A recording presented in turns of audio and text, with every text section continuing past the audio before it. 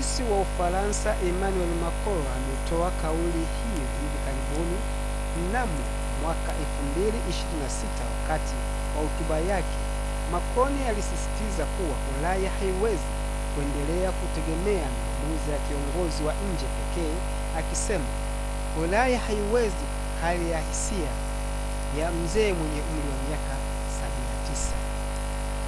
79. Ingawa hakumtaja jina moja kwa moja, kauli hiyo imetafsiriwa na wachambuzi wengi kuwa inamlenga rais wa Marekani Donald Trump, ambaye kwa sasa ana umri wa miaka 79 na yupo katika muhula wake wa pili madarakani. Sababu kuu za Macron kutoa kauli hii ni pamoja na uhuru wa Ulaya.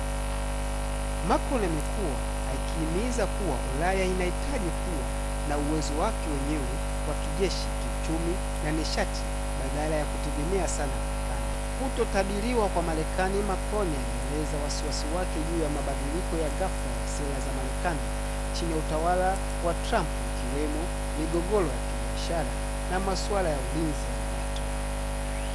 Migogoro ya kidiplomasia. Uhusiano umekuwa na misukosuko zaidi kutokana na masuala kama jaribio la Trump kushindikiza Denmark kuhusu umiliki wa kisiwa cha Greenland na vikwazo vipya vya kibiashara dhidi ya Ulaya.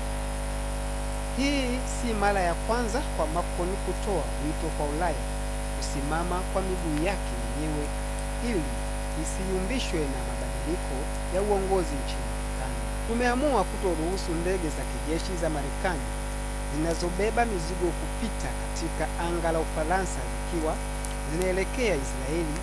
Nataka kuwa wazi kabisa kwa Rais Donald Trump.